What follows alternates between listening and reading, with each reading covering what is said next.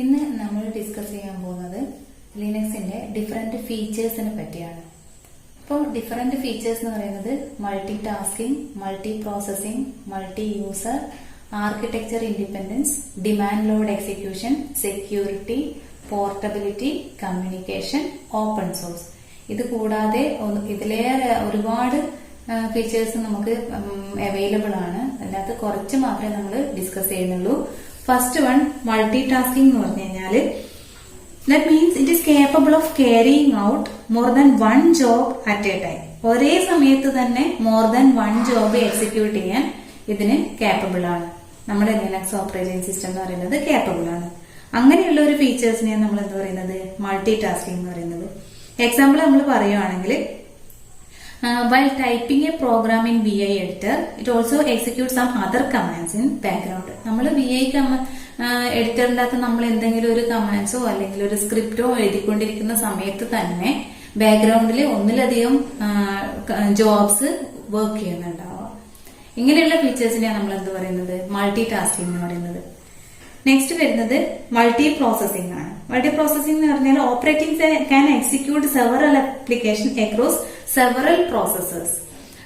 Several applications എന്ന് പറയുന്ന സമയത്ത് സെവറൽ പ്രോസസ്സേഴ്സിന്റെ അകത്ത് വർക്ക് ചെയ്യുന്ന സമയത്ത് നമുക്ക് നമ്മുടെ സിസ്റ്റത്തിന്റെ എഫിഷ്യൻസി എന്ന് പറയുന്നത് അത്രയും കൂടുതലായിരിക്കും. അതായത് 5 ജോബ് ഉണ്ടെങ്കിൽ, സപ്പോസ് 5 പ്രോസസ്സേഴ്സ് ഉണ്ടെങ്കിൽ, ഈ 5 ജോബ്സും ഓരോരോ പ്രോസസ്സേഴ്സിന്റെ അകത്ത് എക്സിക്യൂട്ട് ചെയ്യാൻ ചിലപ്പോൾ 1 സെക്കൻഡ്സ് കൊണ്ട് നമുക്ക് കംപ്ലീറ്റ് 5 ജോബും ഒന്നിച്ച് നമുക്ക് അറ്റ് എ ടൈം എക്സിക്യൂട്ട് ചെയ്തിട്ട് നമുക്ക് റിസൾട്ട് പ്രൊഡ്യൂസ് ചെയ്യും.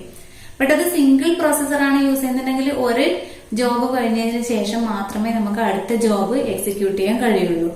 ആ സമയത്ത് എന്ന് പറയുന്നത് 1 സെക്കൻഡ് ആണ് നമ്മൾ എടുക്കുന്നുണ്ടെങ്കിൽ 5 സെക്കൻഡ് നമ്മൾ എടുക്കും. അപ്പോൾ മൾട്ടി പ്രോസസിംഗിന്റെ അഡ്വാൻറ്റേജ് എന്ന് പറയുന്നത്, എക്സാമ്പിൾ പറയുകയാണെങ്കിൽ suppose there are 5 jobs, say 3 jobs, we have 3 processors P1, P2 and P3.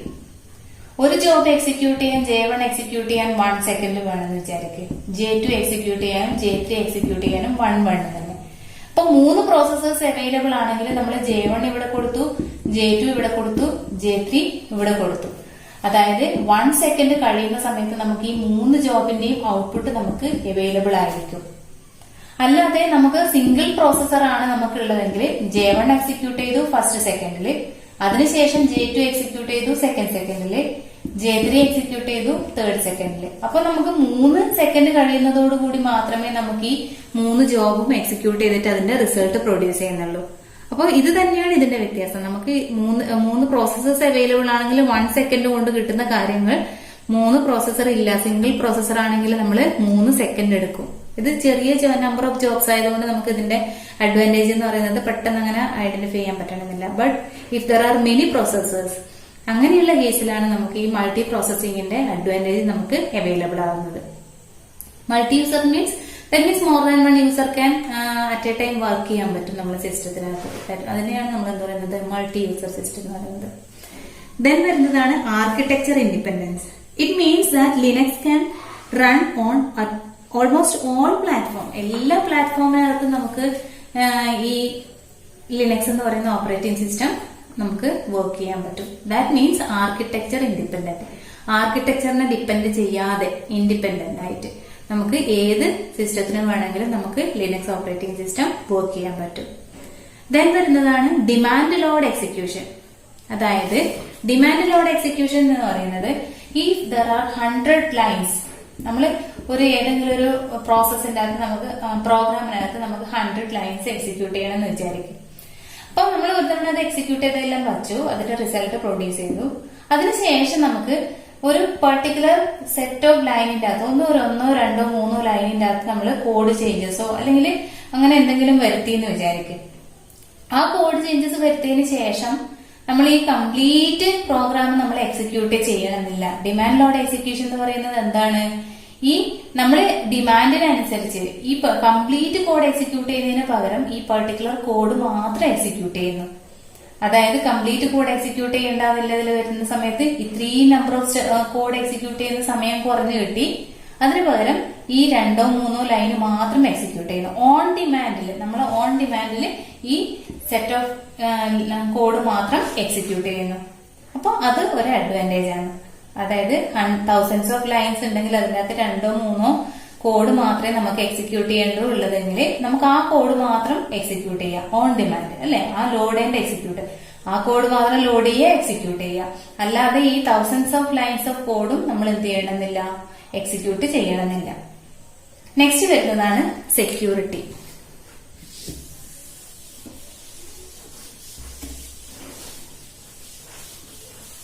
Security provide ചെയ്യുന്നതെന്ന് പറഞ്ഞാൽ 3 തരത്തിലാണ് സെക്യൂരിറ്റി പ്രൊവൈഡ് ചെയ്യുന്നത്. First one user authentication,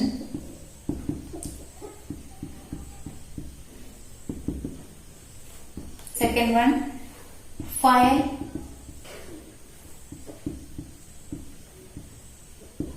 permission, then file encryption.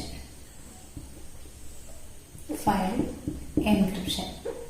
User authentication provide means it provides username and a password. ഒരു user നെയിമും പാസ്വേഡും provide ചെയ്തിട്ട് നമ്മളെ സിസ്റ്റത്തിനെ protect ചെയ്യുന്നതിനെയാണ് നമ്മൾ എന്ത് പറയുന്നത്, യൂസർ ഓതന്റിക്കേഷൻ എന്ന് പറയുന്നത്. നമ്മൾ ജിമെയിലെല്ലാം യൂസ് ചെയ്യുന്ന സമയത്ത് നമ്മൾ ജിമെയിൽ അക്കൗണ്ടിലേക്ക് കയറണമെന്നുണ്ടെങ്കിൽ നമ്മൾ എന്ത് ചെയ്യണം, ജിമെയിലിന്റെ യൂസർ നെയിമും അതുപോലെ തന്നെ ജിമെയിലിന്റെ പാസ്വേഡ് നമ്മൾ കൊടുക്കുന്നുണ്ട്. നമ്മൾ ജിമെയിലിന്റെ യൂസർ നെയിമിന് കറസ്പോണ്ടിങ് ആയിട്ടുള്ള പാസ്വേഡ് കൊടുത്തു കഴിഞ്ഞാൽ മാത്രമേ നമ്മളെ അക്കൗണ്ടിലേക്ക് നമുക്ക് കയറാൻ പറ്റുന്നുള്ളൂ അല്ലേ. That means it is A security provide ചെയ്യുന്ന ഒരു മെക്കാനിസം ആണ്.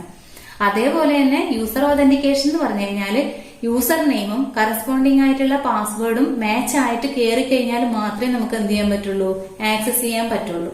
അതിനെയാണ് നമ്മൾ എന്ത് പറയുന്നത്, യൂസർ ഓതന്റിക്കേഷൻ എന്ന് പറയുന്നത്. നെക്സ്റ്റ് വരുന്നതാണ് file permission. File permission provide ചെയ്യാൻ വേണ്ടി നമുക്ക് റീഡ്, റൈറ്റ്, എക്സിക്യൂട്ട് പെർമിഷൻ ഉണ്ട്.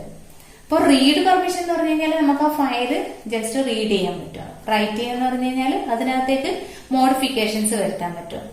പിന്നെ എക്സിക്യൂട്ട് പെർമിഷൻ, ഇതിന് കറസ്പോണ്ടിങ് ആയിട്ട് നമുക്ക് ഒരു നമ്പർ അവൈലബിൾ ആണ്, ന്യൂമറിക് നമ്പർ അവൈലബിൾ ആണ്. That means 4, 2, 1. അപ്പോൾ ഈ 4 to 1 കോഡ് എന്ന് പറയുന്നത് 3 ഗ്രൂപ്പിനായിട്ട് നമ്മൾ അസൈൻ ചെയ്തിട്ടുണ്ട്. User or owner, group,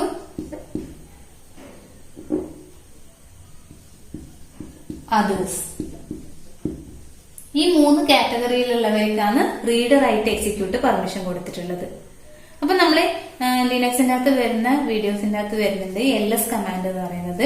LS command എന്ന് പറഞ്ഞു കഴിഞ്ഞാൽ ലിസ്റ്റ് ചെയ്യാൻ വേണ്ടി നമ്മൾ യൂസ് ചെയ്യുന്ന കമാൻഡാണ് LS കമാൻഡ്.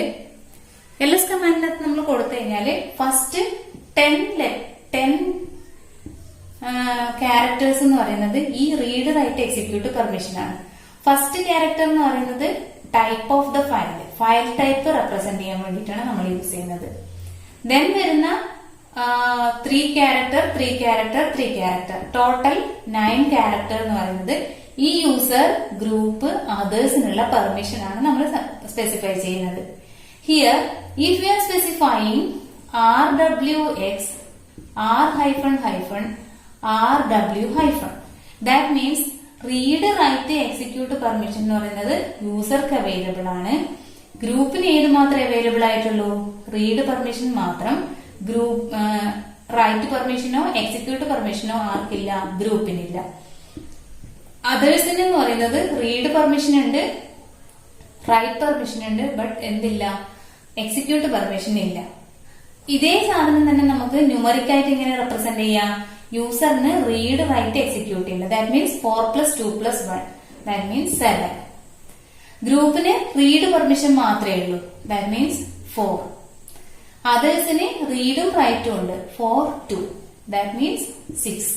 അപ്പോൾ ഇതിനകത്ത് വരുന്ന വാല്യൂ എന്ന് പറയുന്നത് ഈ 9 ക്യാരക്ടേഴ്സിന്റെ അകത്ത് നമ്മൾ യൂസറിനും ഗ്രൂപ്പിനും അതേഴ്സിനും വരുന്ന വാല്യൂ എന്ന് പറയുന്നത് 0 to 7 വരെയുള്ള വാല്യൂസ് മാത്രമേ ഇതിനകത്ത് പോസിബിൾ ആയിട്ടുള്ളൂ. ദാറ്റ് മീൻസ് 0, 0, 0 വരാം, 0, 0, 1, 0, 1, 0, 0, 1, 1, 1, 0, 0, 1, 0, 1, 1, 1, 0, 1, 1, 1. ഇതെന്താ മീൻ ചെയ്യുന്നത്? 0, 0, 0 മീൻസ് റീഡ് ഇല്ല, റൈറ്റ് ഇല്ല, എക്സിക്യൂട്ട് ഇല്ല അല്ലെ. ഇതെന്താ മീൻ ചെയ്യുന്നത്? ആർക്കും റീഡ് പെർമിഷൻ ഇല്ല, റൈറ്റ് പെർമിഷൻ ഇല്ല, എക്സിക്യൂട്ട് പെർമിഷൻ ഇല്ല. യൂസറിന്, ഗ്രൂപ്പിന്, അതേഴ്സിന്. അല്ലെ? അപ്പൊ ഈ സമയത്ത് എന്താ, റീഡ്, റൈറ്റ്, എക്സിക്യൂട്ട്. ഇതിനകത്ത് റീഡ് ഇല്ല, റൈറ്റ് ഇല്ല, എക്സിക്യൂട്ട് ഉണ്ട്. ഇവിടെയാണെങ്കിൽ റീഡ് ഇല്ല, റൈറ്റ് ഉണ്ട്, എക്സിക്യൂട്ട് ഇല്ല. ഇവിടെയാണെങ്കിൽ റീഡ് ഇല്ല, റൈറ്റ് ഉണ്ട്, എക്സിക്യൂട്ട് ഉണ്ട്. ഇവിടെയാണെങ്കിൽ റീഡ് ഉണ്ട്, റൈറ്റ് ഇല്ല, എക്സിക്യൂട്ട് ഇല്ല. ഇവിടെയാണെങ്കിൽ റീഡ് ഉണ്ട്, റൈറ്റ് ഇല്ല, എക്സിക്യൂട്ട് ഉണ്ട്. ഇവിടെയാണെങ്കിൽ റീഡ് ഉണ്ട്, റൈറ്റ് ഉണ്ട്, എക്സിക്യൂട്ട് ഇല്ല. Here read, write, execute. അതിന് കറസ്പോണ്ടിങ് ആയിട്ടുള്ള കോഡ് നമുക്ക് എഴുതി കഴിഞ്ഞാൽ 1 2 3 4 5 6 7. ഈ വാല്യൂസ് മാത്രമേ നമുക്ക് ഇവിടെ പോസിബിൾ ആയിട്ടുള്ളൂ. ഈ വാല്യൂസിൽ അല്ലാതെ വേറൊരു വാല്യൂ ഇവിടെ വരില്ല. 7 4 6 നോക്കൂ, 7 7 4 6 അല്ലാതെ വേറെ ഒരു വാല്യൂം ഇവിടെ പോസിബിൾ അല്ല. ഇതിനെയാണ് നമ്മൾ എന്ത് പറയുന്നത്, ഫയൽ പെർമിഷൻ എന്ന് പറയുന്നത്. ദെൻ വരുന്നതാണ് file encryption. File encryption means നമ്മൾ കൊടുത്തിരിക്കുന്ന സാധാരണ ഒരു message, that is known as plain text. Plain text. ആ പ്ലെയിൻ ടെക്സ്റ്റിനെ നമ്മൾ എന്ത് ചെയ്യുന്നത്, എൻകോഡ് ചെയ്യുന്നത്. എൻകോഡ് ചെയ്യാൻ മീൻസ് എൻഡിൽ കോഡ് ഡാറ്റ ആയിരിക്കും. ദാറ്റ് മീൻസ് എൻക്രിപ്റ്റ് ചെയ്യുക. മനസ്സിലാവുന്ന ഒരു ഭാഷേനെ മനസ്സിലാവാത്ത വേറൊരു ഭാഷയിലേക്ക് നമ്മൾ മാറ്റുന്നതിനെ നമ്മൾ എന്ത് പറയുന്നത്, എൻക്രിപ്ഷൻ എന്ന് പറയുന്നത്. അതായത് സാധാരണ ഒരു പ്ലെയിൻ ടെക്സ്റ്റിനെ നമ്മൾ എന്ത് ചെയ്യുന്നത്, കോഡഡ് ഡാറ്റയാക്കി മാറ്റുന്നത്. ഈ കോഡഡ് ഡാറ്റയാണ് നമ്മൾ എന്ത് പറയുന്നത്, cipher text or cipher text എന്ന് പറയുന്നത്.